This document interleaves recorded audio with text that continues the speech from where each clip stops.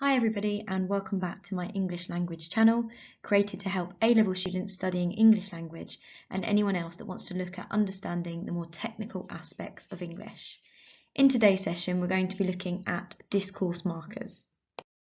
So what we will cover today then is what are discourse markers, how are they used in different text types and spoken language, and then looking at some examples of discourse markers and how we can write about them.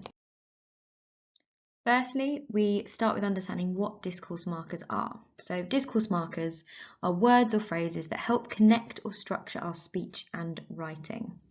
Now on the screen you can see a variety of very common discourse markers.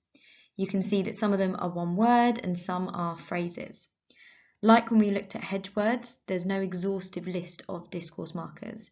But if it is a word or a phrase that is being used to structure a text and move that text along in some way, normally at the start of a sentence or a paragraph or an utterance of spoken language, then you can probably guess that it will be a discourse marker.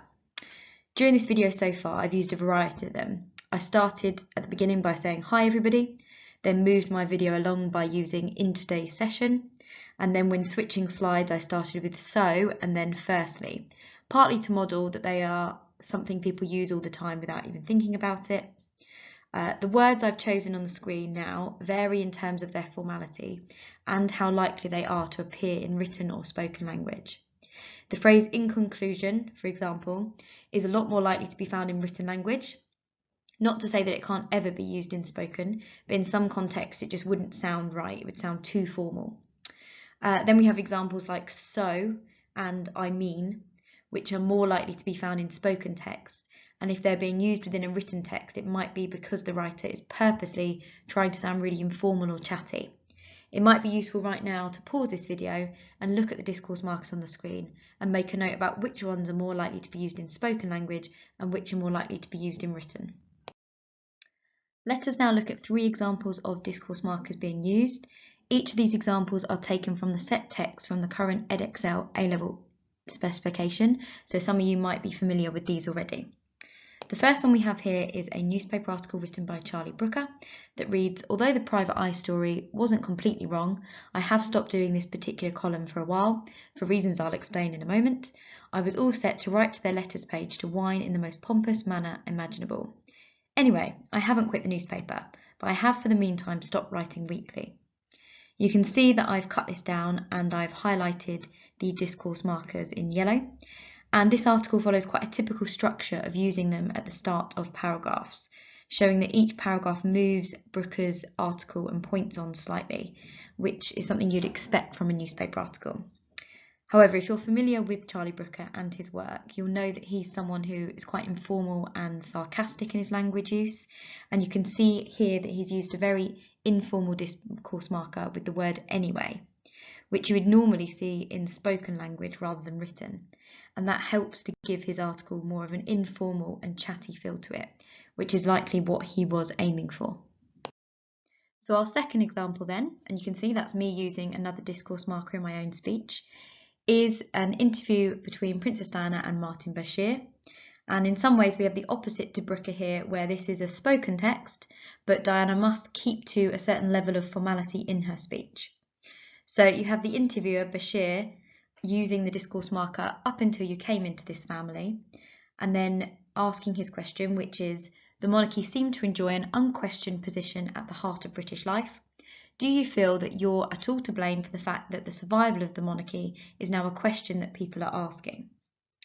And then Diana, using discourse markers throughout her response, says, "No, I don't feel blame. I mean, once or twice I've heard people say to me that, Diana's out to destroy the monarchy, which has bewildered me, because why would I want to destroy something that is my children's future?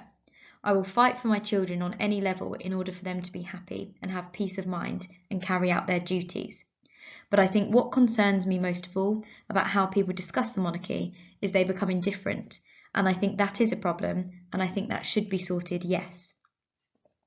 You can see the phrase "I think" is a discourse marker because it moves her answer along, and you could perhaps argue that the second 2 times she uses "I think" are also discourse markers, or that she is using them as hedge words to soften what she is saying.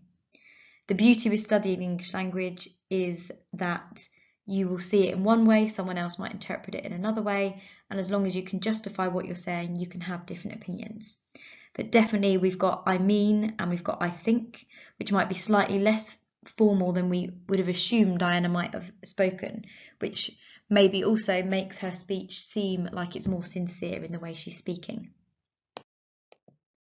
And then lastly, we won't look at this one in any great detail, but here we have part of JFK's inauguration speech, meaning we have a spoken language text, but every word would have been carefully crafted and thought about due to the fact that the audience for this would have been huge and they would know that this is the type of speech that will be long lasting. So you can see here that the discourse markers have been used to structure the text and provide it with a pattern. So you've got one paragraph starting with "to those people," the next one "to our sister republics," then "to that World Assembly," and then ending with "finally." Each one of these paragraphs is starting with the word "to" and then moving on to address a different group of people who are likely to be listening to this speech. Here then the discourse markers are playing a huge part in the structure of his speech and have been used in a way that is likely to be memorable for the audience as well. As always, the final thing then is, how do we write about discourse markers? Let's look back at the Brooker piece and imagine that we are analysing this and want to talk about the informal use of the discourse marker anyway. This is what I've written about it, and I've highlighted all my subject-specific terminology in red. So I've said, Brooker uses discourse markers throughout his newspaper article in order to help structure his text.